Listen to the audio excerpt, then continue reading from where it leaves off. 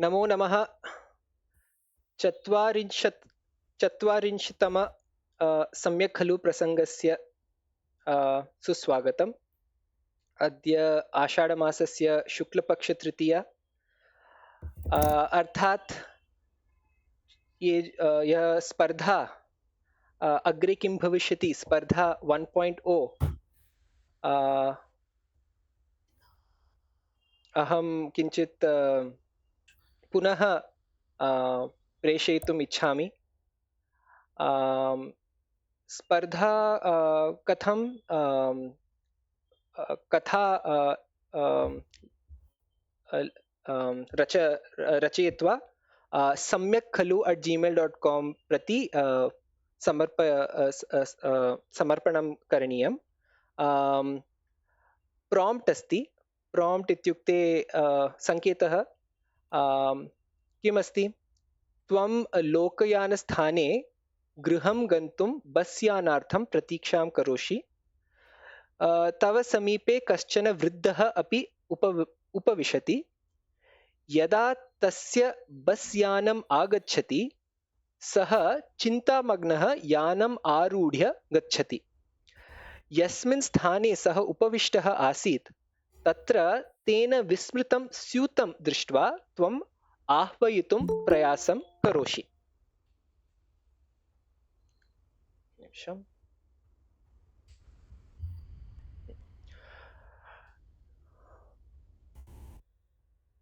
परन्तु बस् यानं पूर्वमेव प्रस्थितम्। त्वं केवलं बस् यानस्य संख्या 201 इति जानासि। अग्रे किं भविष्यति? न्यूनतम 20 वाक्यानि उपयुज्य कथा रचयतु। एक वैकल्पिकसङ्केतः अपि अहम् एकः प्रेषयामि। यदि भवन्तः सर्वे वास्तविकतया BMTC 201 यात्रामार्गः कः, तत्र दोषः अस्ति, यात्रामार्गः कः इति द्रष्टुम् इच्छति चेत् तदपि द्रष्टुं शक्यते। एकमासपर्यन्तं एषा स्पर्धा प्रचलति। अर्थात् आषाढशुक्लपक्षप्रतिपदा आरभ्य श्रवणमासस्य शुक्लपक्षप्रतिपदापर्यन्तं।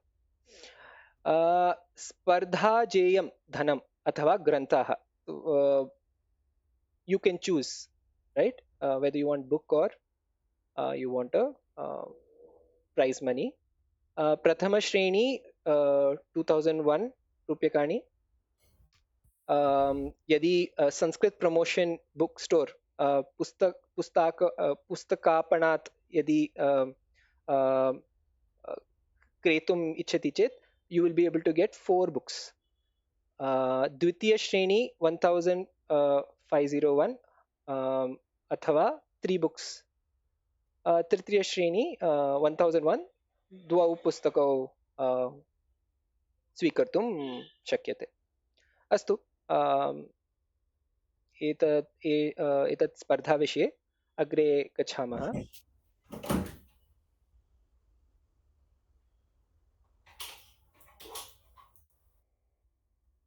आङ्ग्लभाषायाम्। अस्तु, एतत् सम्यक् खलु बैनर् रूपेण मया रचितम्। अत्र अन्य लिप्यां सम्यक् खलु द्रष्टुं शक्यते, यथा पल्लवग्रन्थ। एतत्तु प्रायशः इण्डस्क्रिप्ट् इति यज्ञदेव्यं प्रकाशितम्।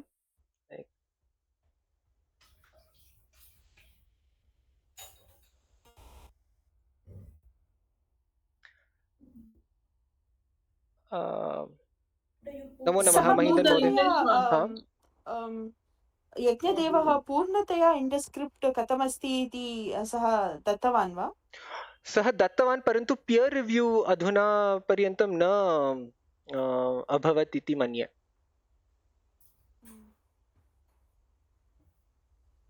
सः शानन् थियरी उपयुज्य सः लिपि अन्वेषणं कृतवान्, परन्तु अन्य आर्कियोलजिस्ट् कौण्टर् अथवा अङ्गीकुर्वन् अधुना पर्यन्तं न कृतवन्तः इति मन्ये। नमो नमः श्रवण महोदय। नमो नमः वरुण महोदय। अस्तु। Why don't you remove the English one? we can remove. निष्कासयितुं शक्यते। अस्तु, कार्यसूची अद्य चित्रस्य वर्णनं कुरु, अग्रे किं भविष्यति, श्रवणसंस्कारः, सम्भाषणाभ्यासः, तदनन्तरं यदि श्रीकान्त महोदय आगच्छति चेत् मम प्रहेलिका अपि, मम प्रहेलिका इत्युक्ते तस्य प्रहेलिका। हा, चित्रस्य वर्णनं कुरु। अद्य द्वे चित्रे एव कः प्रथमं गन्तुम् इच्छति? 3 वाक्यानि रचयित्वा अन्यजनान् अवसरं समर्पयतु।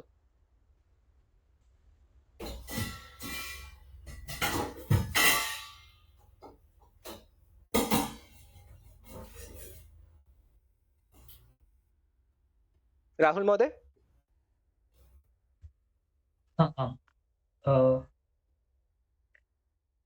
एतस्मिन् चित्रे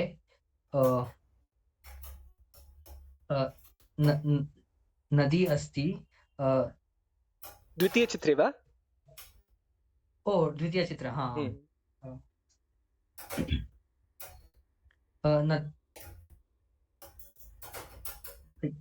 नद्यां जनाः स्नानं कुर्वन्ति।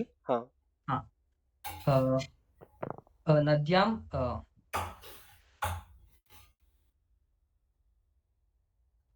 बोट्स, नौका, हाँ,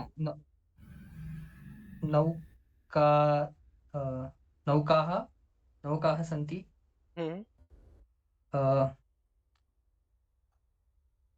On the river there is a bridge, सेतु। So you want to say on the river there is a bridge, huh? Yeah. नद्यां सेतु अपि दृश्यते वा?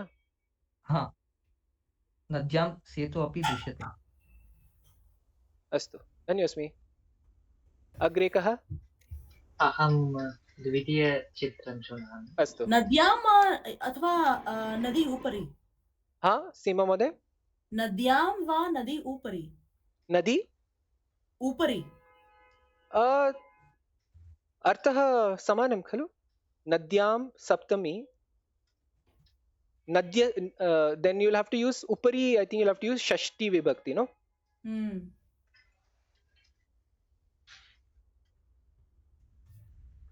अहं वदामि। above the river, so prathama।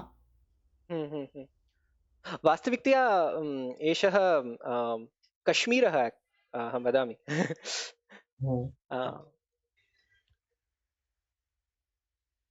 हाँ, महीन्दन् महोदय।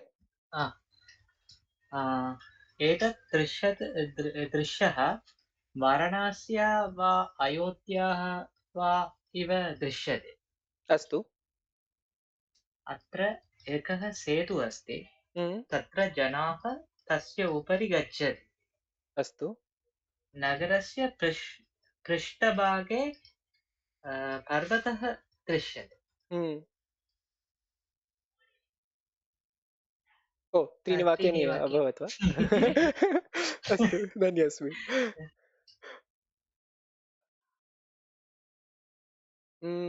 अन्य कः? श्रवण महोदय।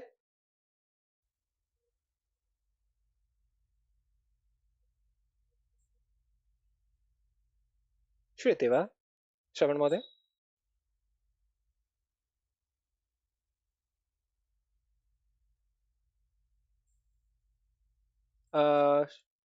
अथवा वनजा महोदय?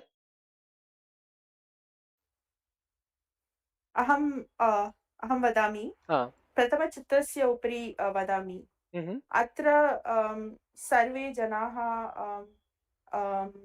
किञ्चित् सङ्गणकं समीपे स्थाप्य सोशल् मीडिया ट्रेनिङ्ग् करोति इति अहं मन्ये। Mhm. किन्तु एते जनाः साक्षात् सोशल् मीडिया मध्ये कथं वक्तुं शक्यते फेक् रिव्यूस् इति कथं करणीयम् इति Oh. ट्रेनिङ्ग् दत्तवन्तः। Oh. मम विचारे तु एते सर्वे असत्यं चैना देशे एव सन्ति इति अहं मन्ये। फेक् रिव्यूस् इत्युक्ते असत्य रिव्यू इति कथं वक्तव्यं? रिव्यू अहम् अपि कपट सोशल् मीडिया इति अपि कथं वक्तव्यम्? आलोचनं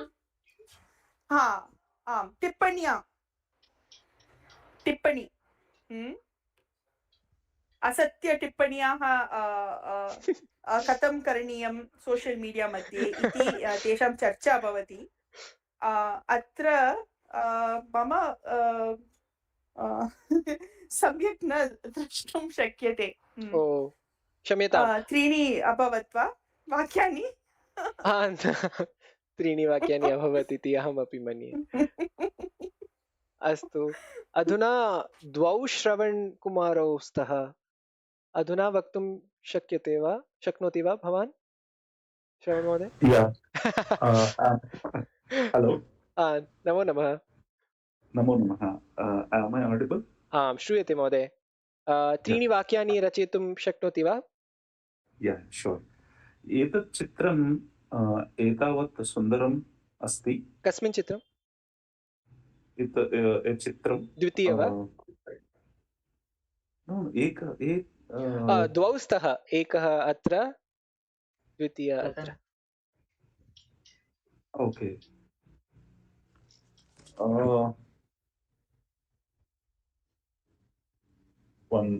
Just a moment.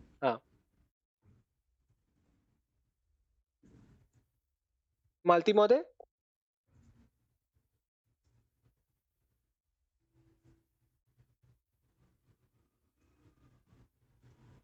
मालती महोदय? श्रूयते वा? म्यूट् अस्ति। ओ अस्तु, काव्य महोदय?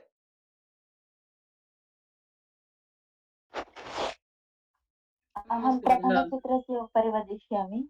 अस्तु। अस्मिन् चित्रे एकं गृहमस्ति। बहु सम्यक् अस्ति तत् गृहं। बहवः जनाः सन्ति। ते एतत् आधुनिकगुरुकुलसमान ओपन् क्लास् रूम् अस्ति तत्र। तत् कारणात् बहवः जनाः कोऽपि चर्चा कृतवान् सन्ति। वातावरणमपि बहु सम्यक् अस्ति, परिसरं बहु सम्यक् अस्ति। अस्तु, तावदेव। धन्योऽस्मि महोदय। श्रवण महोदय, भवान् वदतु। एतत् चित्रम् एतावत् सुन्दरमस्ति। सेतु च उभयतटस्य जनानां सम्बन्धं प्रतिनिधीयति।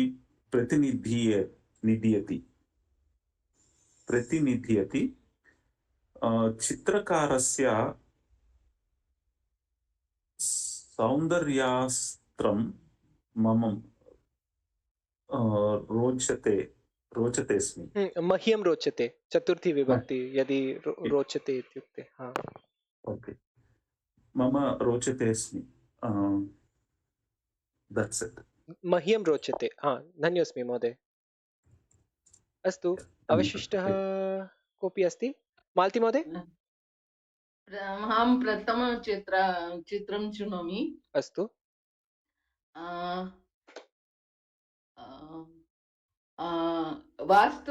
वास्तुविद्या कक्षा अस्ति।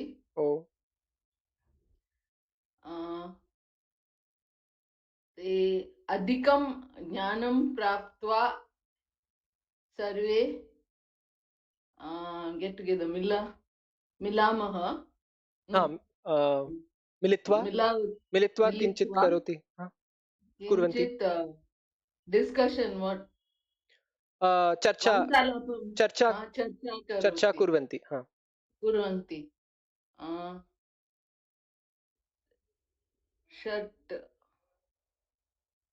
षट् बालिका अस्ति, त्रीणि बालकाः सन्ति, षट् बालिका सन्ति, त्रय बालकः सन्ति।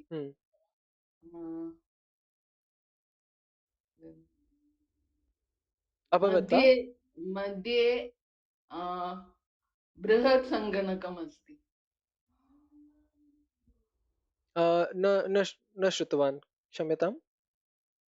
मध्ये बृहत् सङ्गणकम् बृहत् सङ्गणकम् अस्ति, अस्तु अस्तु। सीमा महोदय, किञ्चित् व्यस्ता अस्मि। ओ अस्तु, अग्रे गच्छामः।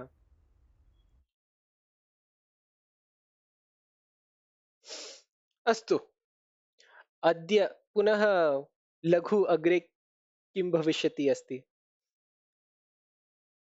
दक्षिणमुखायां भित्त्याम् एकं ह्रस्वं चित्रम् अस्ति। एतत् चित्रं, तस्य एकं रहस्यम् अस्ति। यदि भवान् अर्धनिशायां रहस्यभेद इति त्रिवारम् उच्चैः क्रोशति चेत् भवान् चित्रलोकं प्रवेष्टुं शक्नोति। नदी उत्तरणं कर्तुं नाविकस्य सहायम् आवश्यकम्, परन्तु नाविकं प्रति 5 रूप्यकाणि दातुं मा विस्मरतु। अधुना मध्यरात्रिः अस्ति, त्वं त्रिवारं रहस्यभेदः इति आक्रोशसि। अग्रे किं भविष्यति? अवगतं वा? अनुवादं करणीयं वा?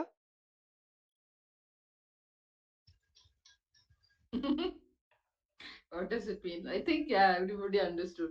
Nobody understood, huh? Those who Okay. didn't understand, please ask so that line can be done. Yes. I think like I understood somewhat like this artboard, this chitram has some secret in it. If you shout that word, you will enter inside. Correct. So therefore, in the midnight, you say that word and you enter. You just say what will happen next. But I didn't understand that boat and the money cost involved. This one, Nadi Uttaranam. Okay. Uttaranam is to cross. So to cross the river, Navikah. So Nauka, Navikah. So Navika is the one who rides, who takes you by the boat. Boatman. The boat rider. Sahayam Avashakam. So you need the boatman's help to cross the river. Parantu Navikam prati 5 rupikani datu ma vismaratu. Don't forget to give the boatman 5 rupees. So now it is midnight. So Ardha Nishayam is also midnight. Madhyaratri is midnight. It's midnight. You say Rahasya Bheda, Rahasya Bheda, Rahasya Veda 3 times. So ideally, according to the rules, you should be able to enter. Now, what happens next?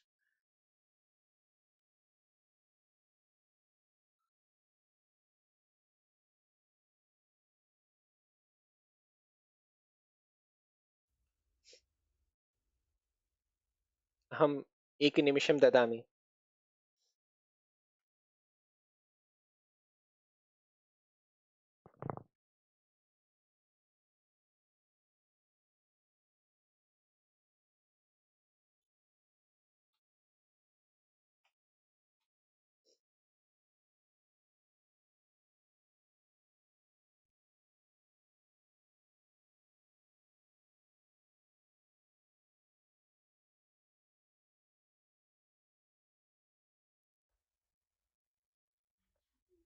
Survey now that they're making a trip on the boat. Or tell me in English.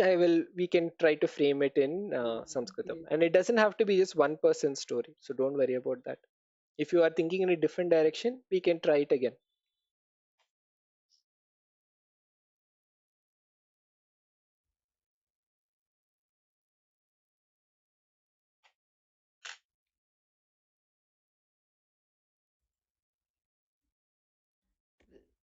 Is it a story building? Yes. Yes. Do you need me to explain the premise? Yes, please. Okay. दक्षिणमुखायां भित्त्याम् एकं ह्रस्वं चित्रम् अस्ति. On the southern wall, there is a small chitra, and this is the chitram. Okay. तस्य एकं रहस्यम् अस्ति. Okay.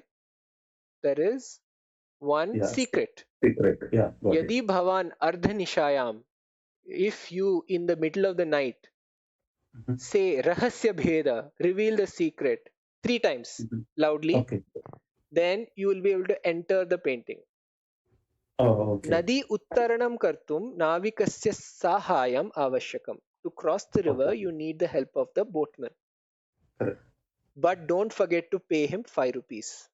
All right. Yeah. Now it is midnight and you have just said rahasya bheda 3 times. What happens next? You enter into the painting and then So you want to say it in first person? You want to say it? How do you want to say it? Let's construct a sentence. okay. I have paid. I have done the. I have uttered the Rahasya Okay. Veda 3 Aham times. rahasya bheda iti trivaram akroshitavan. Akroshitavan. Hmm. Tadanantaram Mhm. aham iti painting Chitrasya pradeshe. ante praveshitavan. Okay. Yeah, praveshitavan.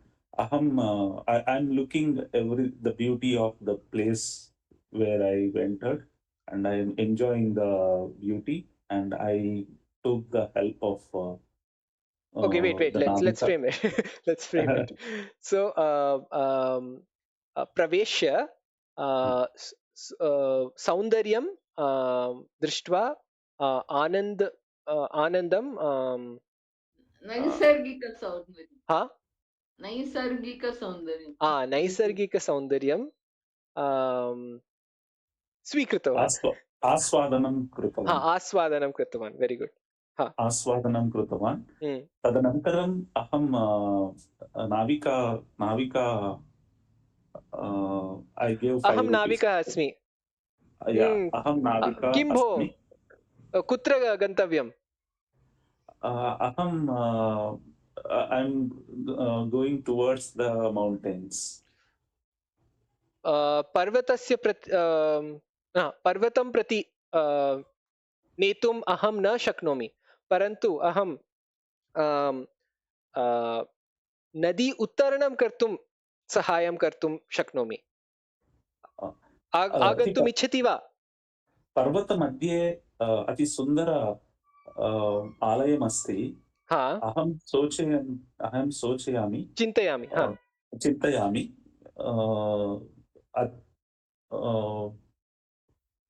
आलयदर्शनं I would like to do the darshana. Darshanam of what? Lord. I mean, in the temple, I would like to visit देवालये the temple. दर्शनं कर्तुम् इच्छति वा? अस्तु, अहं प्रथमं उत्तरणं कर्तुं सहायं करोमि. तदनन्तरं किञ्चित् अटनं कृत्वा पर्वतस्य आरोहणं कृत्वा देवालयं प्राप्यते. आगन्तुम् इच्छति वा? आगन्तुं. You want to come? Yeah. But to reach the temple, we have to cross the 3 hurdles. Okay. Then the boatman has to tell you this. You will not know this. Okay, tell me, what are those hurdles? The first hurdle is there will be a bunch of crocodiles which will attack. Okay. So Makaraha. Okay. Attack. First, we have to cross that. After crossing that first hurdle, then we will encounter a small set of waterfalls. Oh, waterfalls. Okay. Waterfall संस्कृते किं? जल Dalini or something. जलपातः जलपातः. Okay. जलपातः अस्ति. After that we have to cross the attack of Titans. no what you call the people what tribals will attack. Adivasi. And Adivasi will attack with their Actually, we can say Vanaraha also. People who live in the jungle. Vanaraha. Vanaraha, or they will eat man-eaters. So Oh my God. So those are actually Naramamsa Bhakshan. they are actually Naramamsa Paishacha, no? Naramamsa Bhakshakaha. Naramamsa Bhakshaka. Okay. Naramamsa Bhakshakaha attack. We have to cross these 3 hurdles To reach the Devalayam. My God. Okay. Devalayam. If we reach the Devalayam, then we will become immortal. Oh. Okay. Let's frame this. All of us, let's try to do this. Okay. So we know this is the instructions. Let's try to build this story. Panchaka Rupekani. That I'll come to that. I'm going to catch him. He has not given it to me. Now with the 3 hurdles you have to increase now. No, I'm actually the 4th hurdle. He'll realize that. Okay, let's create the sentence. No, so I think he mentioned 3 things, and we all know what it is. Who wants to give it a shot? I'll tell first. Okay. Triyaha Viknaha Bhavishyanti. Okay, Vignaha. Okay. Oh, you want to just try one sentence? The Yeah. other person tries the Yeah, next yeah. sentence? Yeah. Okay. Agre kaha. Rahul Mode. प्रथमविघ्नः मकराः सन्ति। द्वितीयविघ्नः जलपातः अस्ति। तृतीयविघ्नः नरमांसभक्षकः अस्ति सन्ति। ओ काव्य महोदय।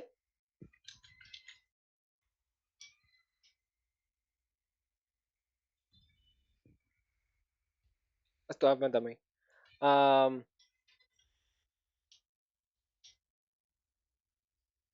एतत् सर्वं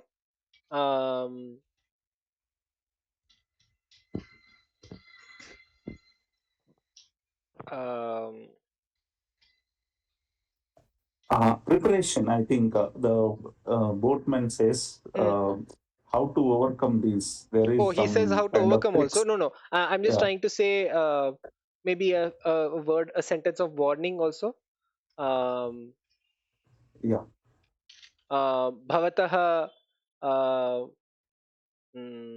प्रयाणं भद्रं भूयात्, परन्तु 5 रूप्यकाणि अधुना ददातु।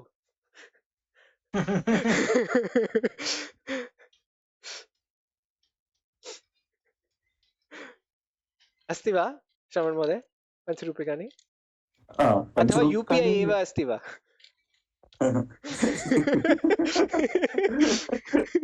Pancharopakani is fine. No, the boatman will say that Aham purvam dve rupye dadami. Advance. After reaching, I will give 3. If you run it. Suvarna Nanakam va? Suvarna Nanakam va? Suvarna Nanakam va? स्वर्ण अहं नाविकः सन्तुष्टः 5 रूप्यकाणि यदि स्वीकरोति चेत्। अस्तु, shall we go ahead or you want to try to expand this? Otherwise we'll go ahead. Good attempt. धन्योस्मि श्रवण महोदय. Very good. सीमा महोदय. सज्जा अस्मि. ओ अस्तु. अस्तु. श्रवणसंस्कारः. एकनिमिषः।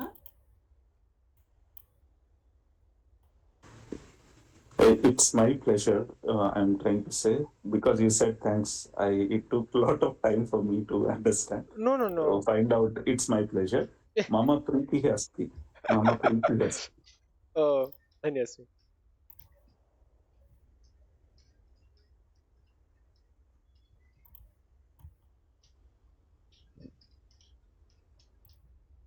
वदामि वा? यन्त्राणां महत्त्वम् इति विषये संस्कृते निबन्धः। यथा कालगमनम् अभवत् तथा मानवाः नूतनान् आविष्कारान् अर्चयन्। आविष्कारेषु एतेषु यन्त्राणि मुख्यानि आसन्। येनैपि वस्तुना मनुष्यकार्यम् अल्पीक्रियते तत् यन्त्रं कथयितुं शक्यते। यन्त्राणि तु प्राचीनकालादेव निर्मीयन्ते स्म। परं सत्यरूपेण यन्त्रयुगम् अथवा औद्योगिकक्रान्ति इत्यस्यान्तरं प्रारब्धम्। आधुनिकजीवनं यन्त्रैः विना अशक्यमेव। प्रायः प्रत्येकस्मै कार्याय यन्त्रमेकं वर्तते। विशेषतः येभ्यः कार्येभ्यः श्रमः आवश्यकः तेभ्यः यन्त्रनिर्माणम् अभवत्। यथा वस्त्रक्षालनाय अधुना यन्त्रं निर्मितं। यन्त्राणि तत्रापि वर्तन्ते यत्र मनुष्याः सुखं वाञ्छन्ति। यथा वायुशीतलीकरणयन्त्रं कक्षे शीतलतां प्रसारयति। यन्त्राणाम् उपयोगः उद्योगेषु अपि भवति। परं यन्त्रेषु अधिकावलम्बनं योग्यं नास्ति। यदि तादृशं भवति तर्हि मनुष्याणां स्वक्षमता क्षयं यास्यति। एकदा एषा स्थितिः भविष्यति यस्यां मनुष्याः स्वत्वेन किमपि कर्तुं समर्थाः न भविष्यन्ति। यन्त्राणि मुख्यतः हितकार्यं कुर्वन्ति, परन्तु प्रत्येकवस्तुवत् तेषां हानिः लाभश्च स्तः। अतः यन्त्राणि जीवने महत्त्वपूर्णानि सन्ति, परन्तु मनुष्याः विवेकबुद्ध्या एव यन्त्राणि उपयोजयेयुः। तावदेव। शीघ्रम् अभवत् अद्य। अग्रे वदामि वा? हा, 2 निमिषौ स्तः। अस्तु, एकनिमिषः।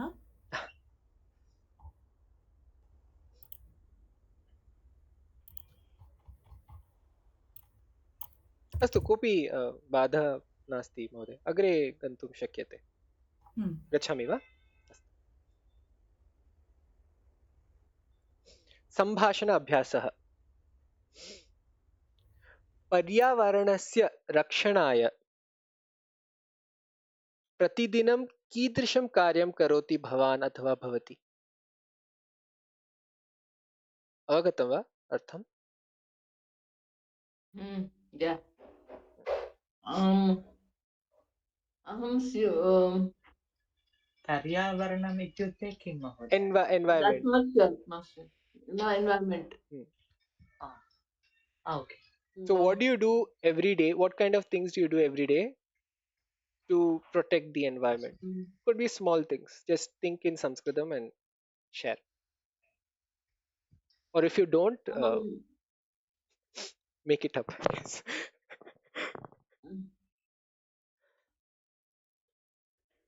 अहं स्यूतः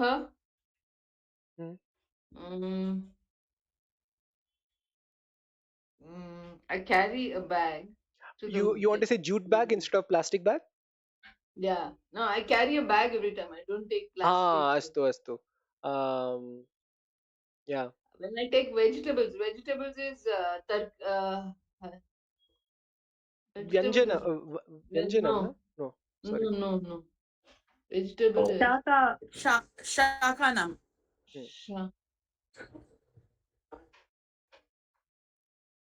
अहं शाखा क्रेतुं क्रीतुं स्यूतः. What cotton bag? I take a bag with me. I take. I'll help you. I'm just quickly checking the kosha. So cotton is tuli athava karpasa. I think you can say karpasa. Karpasa syuta. स्यूतः नयामि. Okay.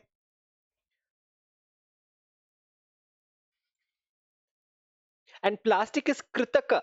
Interesting word. It comes from कृतक स्यूत त्यक्त्वा कर्पासस्यूतं उपयोगं करोति वा मालती महोदय? Yeah, upyogam karoti, and when I buy vegetables, I don't use that plastic. Some people take it in plastic. That's what अस्तु. I take in a bag. शाकानाम् एव for vegetables. I remember there was a different word also. अहं विस्मृतवान्. Can I go ahead? हाँ कृपया. अहं वृक्षान् रोपयामि यत्र सम्भावं तत्र पेट्रोल् वाहनस्य स्थाने विद्युत् रैल्यानस्य उपयोगं करोमि. पुनः अहं वृक्षान् रोपयामि. अति एकः. द्वितीयः प्रोपयामि वा?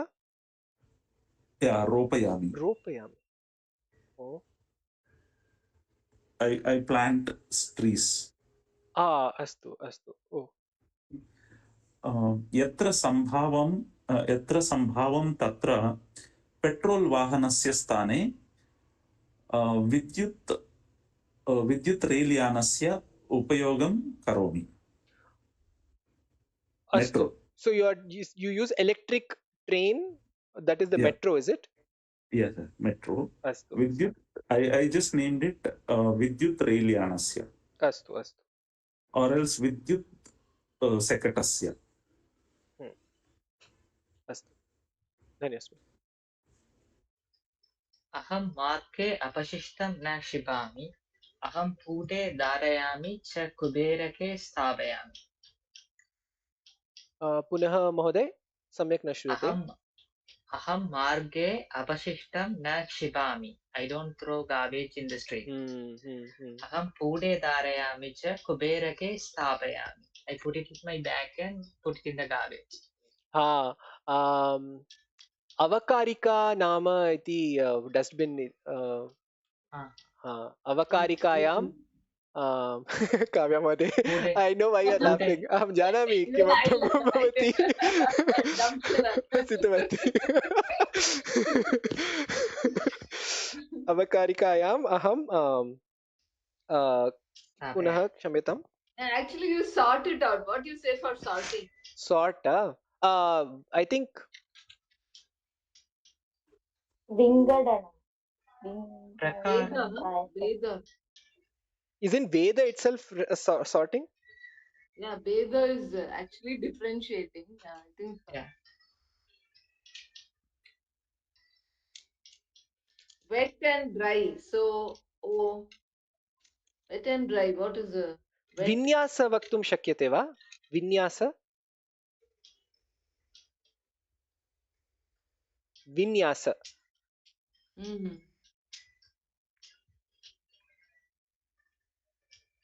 अस्तु.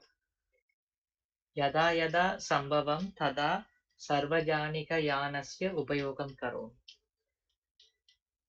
समीचीनं महोदय. How will you say wet waste, dry waste?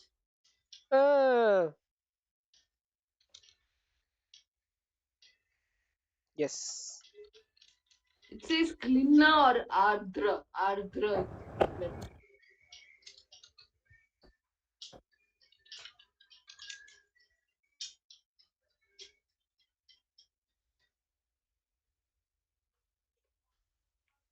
Dictionary say ardra and shushka. Okay.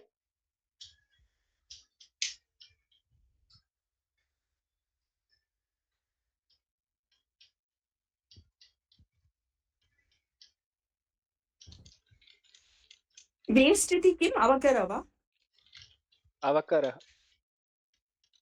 and यत्र स्थापनीयं तत् अवकरिका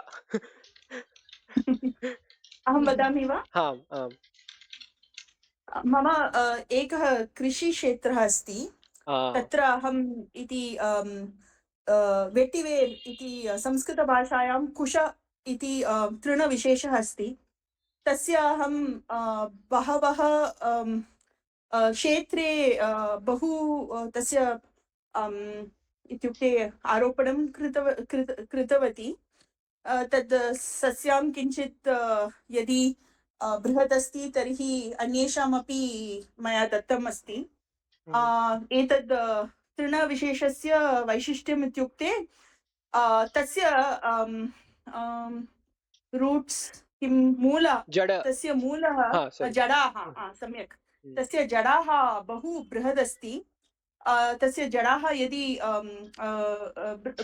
बृहदस्ति इति कारणात् अस्माकं इत्युक्ते वर्षायाः जलं भूमौ पतति भूमौ गच्छति स्वीकरोति अतः एतद् सस्याः सर्वत्र तस्य उद्घाटनं करणीयम् इति मम विचारः अहं इदानीमेव 20,000 सस्यानि केनोपि दत्तवती तदेव मम कार्यम् धन्योऽस्मि मनोजा महोदय चित्रं प्रेषयितुं शक्यते वा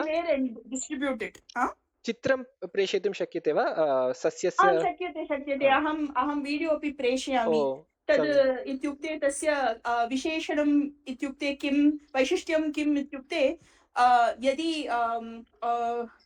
कोऽपि सरोवरः अस्ति सरोवरस्य तीरे यदपि रेतः अस्ति खलु तद् एतत् दृढीकरोति इट् स्टाप्स् साइल् इरोशन् अतः बहवः कन्स्ट्रक्षन् सैट् मध्ये अस्य इदानीं अस्य उपयोगः भवति अस्तु अहं साइल् इरोशन् इत्युक्ते संस्कृते कथं वक्तव्यम् इति चिन्तयामि अधुना रेतस्य नाशनं वा अहं न जानामि अस्माकं पूर्वजनां तेषां एतत् मृत्तिकायाः नाशः इति grass sounds very unlike Sanskritam, no? Sounds very grass sounds gross. Grass is the word for erosion. Is that accurate? I think we should create a word through samasa. We should create a sentence and then sharanam grass एव अत्र लिखितं depletion अपि पश्यामि अवक्षयः अवक्षय sounds nice शक्यते पृथ्व्याः क्षयः भवति if not सरोवरस्य तटे अवक्षयः भवति अवक्षयः तस्य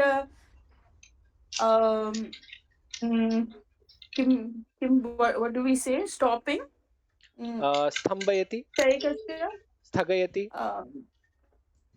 किं स्थगयति स्थगयति सम्यक् अवक्षयस्य स्थगनम् अस्तु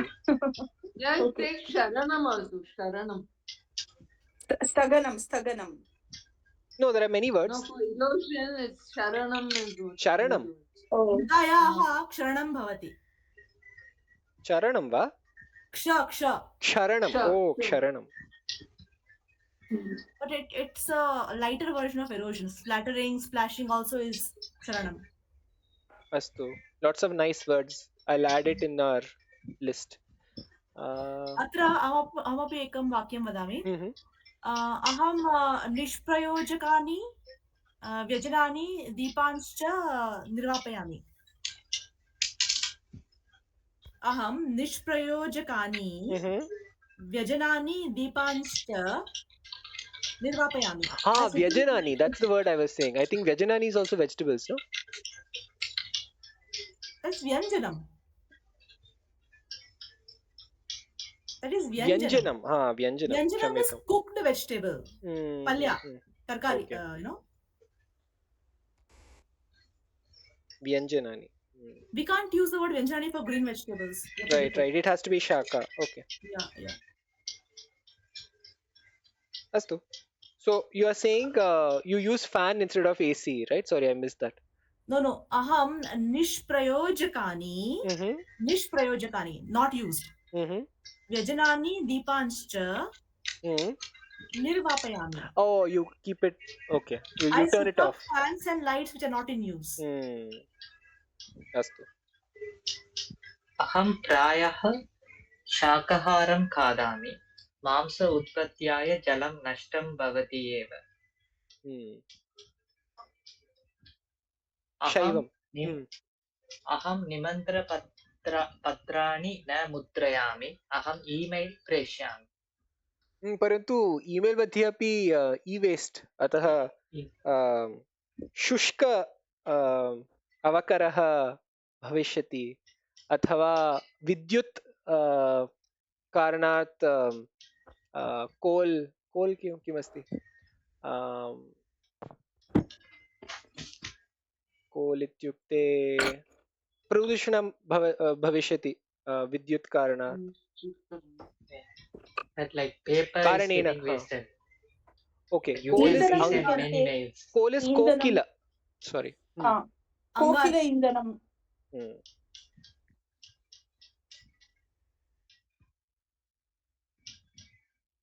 And I recycle everything, no? I reuse, recycle. So recycle is punavirbhavayati. Puna avirbhu. Very tough, no? That's sandhi that's happening there. Punavirbhava. Yati. So recycle. Nice. We've come up with some interesting words. I've made a list. I will share. Astu. Agre gacchama va? गच्छामि Astu.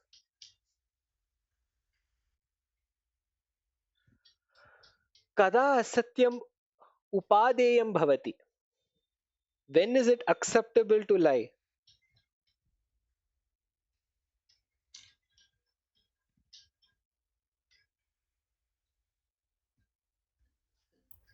Satyam vadati chet. If it harms somebody. Yadi hanihi bhavati bhavishyati chet यदि तदा असत्यम उपयोगम उपादेय न भवति हानि भविष्यति इति कथं ज्ञातम्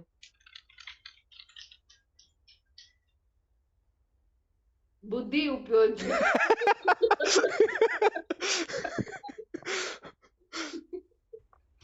यदि जीवनं संकटे स्यात् तर्हि वयं असत्यं वदितुं शक्नुमः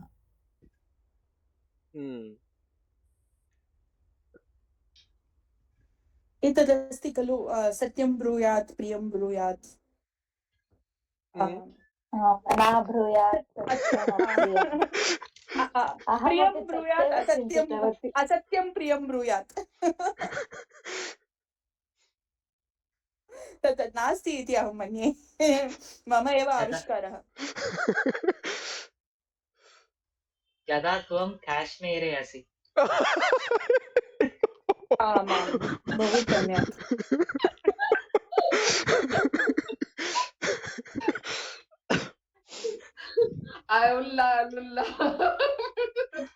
वदति का बहु dark ह्यूमर् Sharvari परिहास्यम्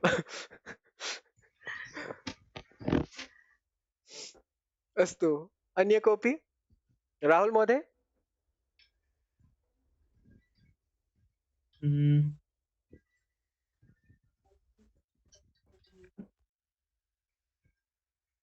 when you want to grow your wooden nose. Nasika. काष्ठनासिकायां वर्धनार्थम् Answer of the day goes to you. अस्तु श्रवण महोदय अभवत् वा सारी क्षम्यताम्. सत्यम् इत्युक्ते किमपि असत्यम् इत्युक्ते किमपि नास्ति इति अहं मन्ये. ओ इत्युक्ते किमर्थम्? सत्य एकमेव अस्ति ब्रह्मन्. अस्माकं लोके किमपि यत् किमपि अस्ति तद् सर्वं विकल्पाः एव. अतः मम दृष्टिकोणे यत् अस्ति तत् मम एव सत्यं. भवतः दृष्टिकोणे यत् अस्ति तत् भवतः सत्यं. मम सत्यं भवतः सत्यं. तयोः मध्ये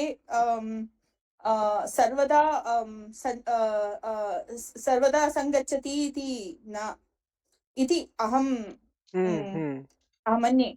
अतः असत्यम् इति अस्ति वा न वा तदपि प्रष्टुं शक्यते. अर्थात् गणितं यदि स्वीकरोति चेत् तत्र यदि अहं वदामि 2 योज्य 2 5 इति तत् सत्यं वा असत्यं वा?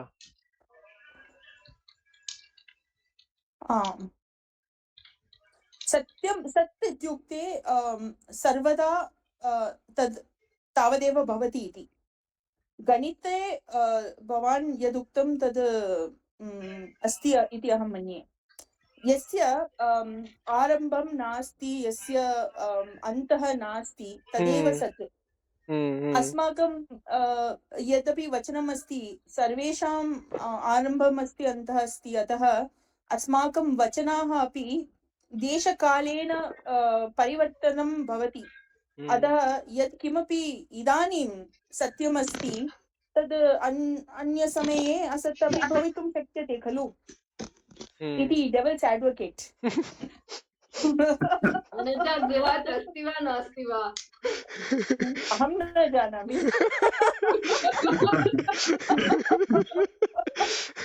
अहं यत् किमपि उक्तवती तदपि असत्यम् इति अहं मन्ये. I have an interesting take on it. हा अस्तु अस्तु वदतु महोदय. अहं बालकानां प्रबन्धनार्थं असत्यस्य उपयोगं करोमि. अतः ते गलत् मार्गे न गच्छन्ति यथा माता तस्य उपयोगं करोति. So I think galat is doshapurna, you can say. Okay. गलत मार्गे. No, galat is Hindi. Hindi, right. दोषपूर्ण मार्गे. Okay, yeah. दोष मार्गे न गच्छन्ति यथा माता तस्य उपयोगं करोति. A mother says to kids, small kids, right? There will be a booth outside.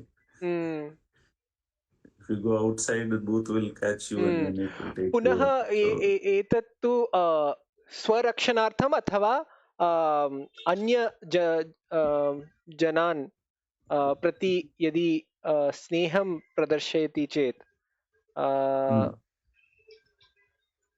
अस्माकं महाभारते एव एतत् उक्तमस्ति.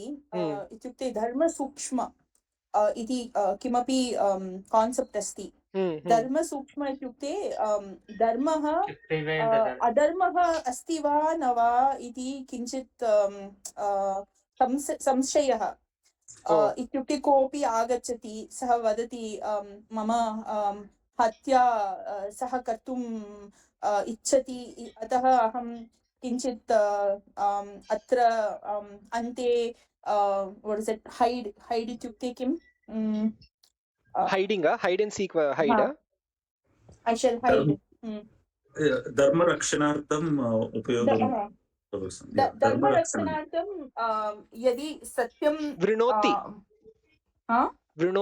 hide वृणोति वा, अथवा अपधा आपदसमये यदि वयम् असत्यं वदामः तर्हि तद् असत्यं नास्ति एव।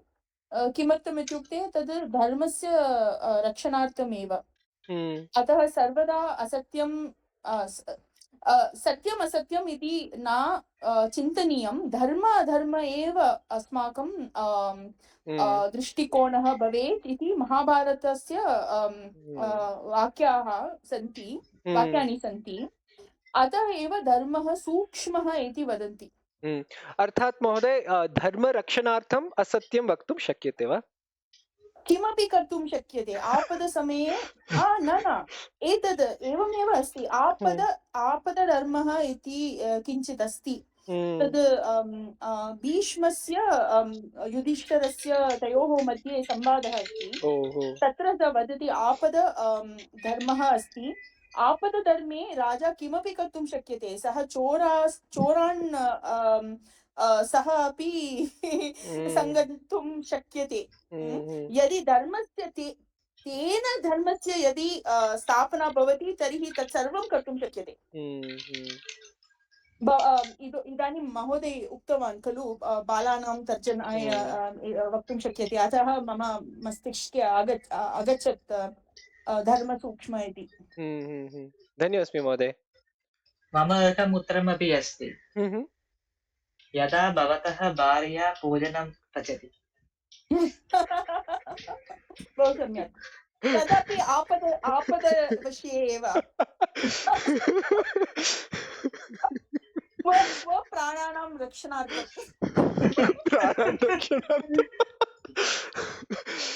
अस्तु, तर्हि अत्रैव स्थापयामः। अग्रिमशनिवासरे पुनर्मिलामः। शुभरात्रि। मम गृहे सर्वे पृच्छन्ति इति संस्कृत भाषायां किमर्थम् एतावत् हास्यशब्दाः। भवान् सर्वे किं कुर्वन्तः इति। परन्तु लक्ष्यमपि तदेव महोदय। we should have fun, no? Yes. अस्तु, धन्यवादः वरुण महोदय। धन्यवादः। पुनर्मिलामः। शुभरात्रि। धन्यवादः। शुभरात्रि। शुभरात्रि।